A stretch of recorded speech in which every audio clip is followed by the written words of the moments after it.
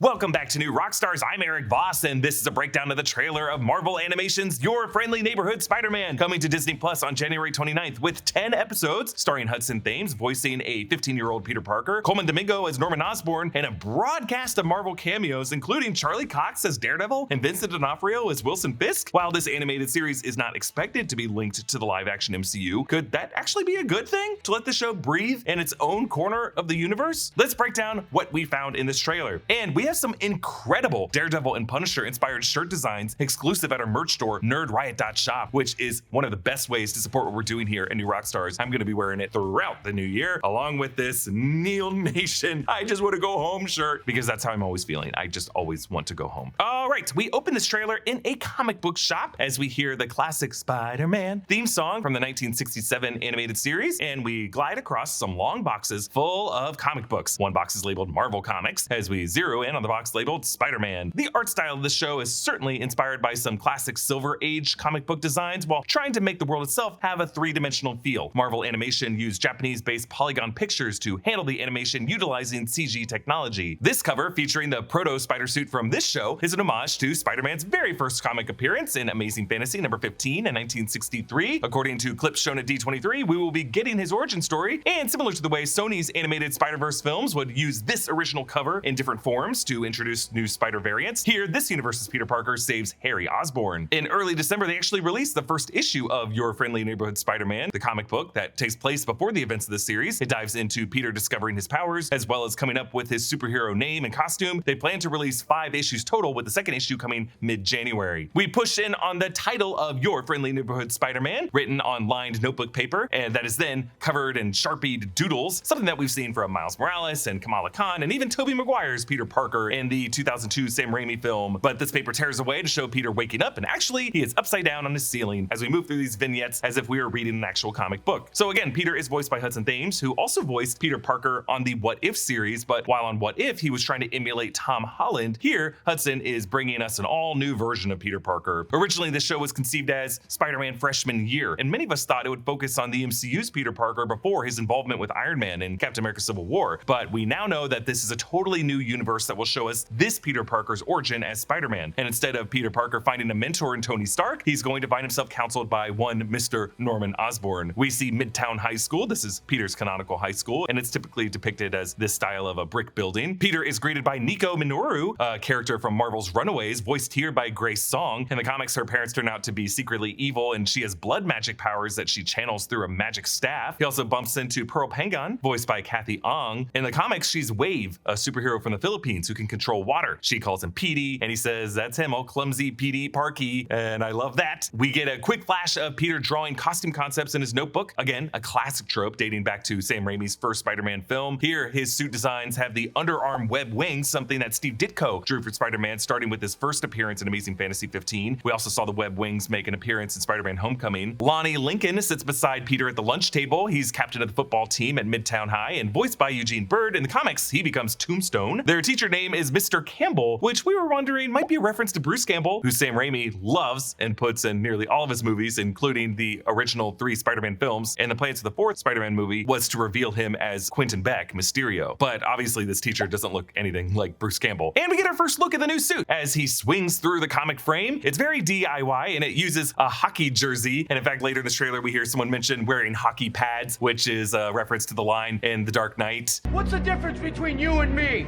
I'm not wearing hockey pads. We see that the web fluid he uses is held in a canister under his backpack and runs into web shooters via the tubes on his arms. But obviously you can see how all kinds of stuff could get snagged. You know, there's a certain sense in which where I am right now doesn't really matter. I'm in California, but really I'm on YouTube, which is everywhere. But for a big chunk of the internet, where you are on Earth determines what you can see online. Well, ExpressVPN fixes that. I use ExpressVPN all the time, whether I'm doing research for New Rockstars or just trying to get the most value out of my streaming subscriptions. ExpressVPN lets you change your online location with a single click of a button, granting you access to tons of content not normally available in your country. There are over 100 countries you can choose to appear from, so you can unlock thousands of new titles with ease. If you have Netflix, you might think Rick and Morty just isn't available to you. It's not available in the US, but you can use ExpressVPN to tell Netflix that you're in the UK, like some sort of personal portal gun. ExpressVPN works on your phone, your laptop, even smart TVs. ease, so you can watch your shows from the comfort of your couch or on the go. And it's super fast, so there's zero buffering. ExpressVPN is my go-to VPN because it's been rated #1 by CNET, The Verge, and countless others, and I get why. It's so easy to use. Find out how you can get up to 4 months of ExpressVPN for free by clicking the link in the description box below, or scan the QR, or head to expressvpn.com/newrockstars. Now we hear the classic theme song, but with this really great hip-hop remix.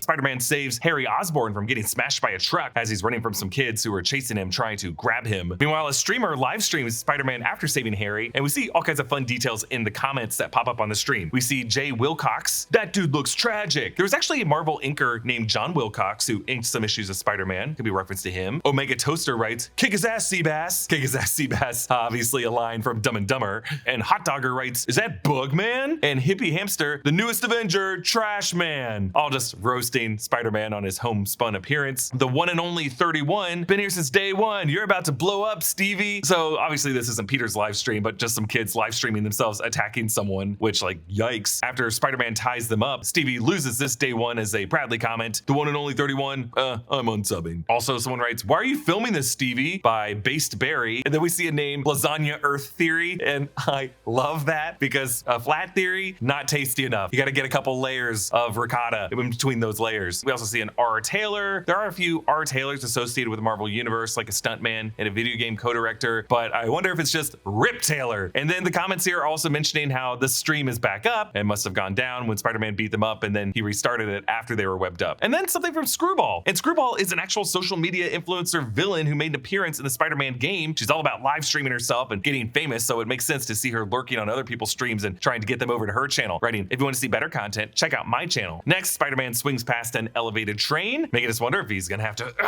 stop it at some point. Then we see Spider-Man, Nico, and Harry Osborn hanging out, playing board games. And then we see this universe's Aunt May, and she kind of looks like Marissa Tomei. Kari Wahlgren, recurring voice actor from Rick and Morty, is voicing Aunt May in the show. Then Peter swings away from a bus crash that he just stopped. And not to physics nerd a Spider-Man trailer, but we are fairly certain that car stopping so suddenly, its back wheels came off the ground. I mean, it's still essentially a head-on collision, but I'm sure Peter did the math and he figured out a way to, like, offset the weight or something. Also, yes, catching the car before it hits the bus is the same move Peter Parker did in that YouTube video that Tony Stark showed him when he first met Peter in Queens and revealed that he knows he's Spider-Man. Then Peter fights this arsonist villain. Marvel is referring to this character as Butane, according to this press release. Next, this speedster could be James Sanders, aka Speed Demon, using some sort of tech to give him advanced speed, and then Peter backbends to dodge him, I guess recreating Neo's bullet dodge from the Matrix. Next, we see Oscorp Tower and a portrait of Norman Osborn with Captain America. Captain America isn't the only Marvel superhero cameo we can see on the show. More on that in a bit. And Norman says, "So you're Spider-Man." We know that Norman will be acting as a mentor for Peter Parker in this series. Presumably, he'll know that he's Spider-Man as well, much like how in the MCU, Tony Stark figured out Peter Parker was Spider-Man. Norman is voiced by Coleman Domingo in this series, who shared at last summer's D23 that he's excited to portray Norman, saying, "To become part of the MCU as Norman means everything to me." And then we get the Spider-Man trope of checking himself out in a reflection and building glass. In this case, it looks like an homage to the black symbiote suit Peter Parker shot in the marketing for Spider-Man 3 in 2007. Here, it's the opposite, a pale white suit, which reminds many of his Future Foundation suit from Peter's time with Reed Richards and the Future Foundation and the Secret Wars 2015 crossover event. But for now, I think we're just gonna call this his Oscorp suit. They have teased a few other looks for this series in the past. And this suit, interestingly, has some red soles on the boots, which makes me think that there's some kind of interesting ability on the boots. And then we get the final title image, and at the top of that, that looks like the Scorpion Stinger, so he's gonna show up in the show as well. Show creator Jeff Trammell has revealed that a lot of heroes and villains can make an appearance on Your Friendly Neighborhood Spider-Man. We know that Charlie Cox will be voicing Daredevil, and Vincent D'Onofrio will be voicing Kingpin Wilson Fisk. We can also expect to see characters like Doctor Strange and Iron Man and Chameleon and Scorpion and Doc Ock, Rhino, and Dr. Kirk Connor's Lizard, or maybe before he's Lizard. That's why I think this show might be better off not being connected to the MCU, in the same way that X-Men 97 I think was better being in its own animated universe, where a lot of these characters could appear and they could just be their true selves without having to link to every node of the canonicity of the MCU across like 30 titles in 12 years, some of them being not that great. If it's animated, you have the freedom to really just start fresh and have versions of these characters that make sense to this character. Also, bit of an announcement here, New Rockstars has a channel membership where you can just hit that join button down by subscribe and get access to some really great custom emotes. We have a new support tier that we just rolled out, access to select breakdowns completely ad-free. So that means we're not gonna have any internal brand plugs in the middle of the video. We're not gonna gonna have ad breaks from YouTube that pop up. We're not gonna have like QR codes that float behind my head like a DVD screensaver menu. You're just gonna get the content. And we're gonna be doing that for every special rewatch breakdown series that we do. For example, our upcoming Road to Daredevil Born Again series. Now, don't worry, we're still gonna release all of our content as normal here on the standard version of our channel. We're not gonna make any changes to what we do. This is just gonna be something a little extra that we do to supporters that are able to help us out that way. Huge thanks to Noah Chen and Brandon Barrick for helping with the research on this breakdown. Comment down below with your thoughts. Follow me at EA Voss. Subscribe to all 3 channels in the Rockstars network for breakdowns and news coverage of everything you love. Thanks for watching. Bye.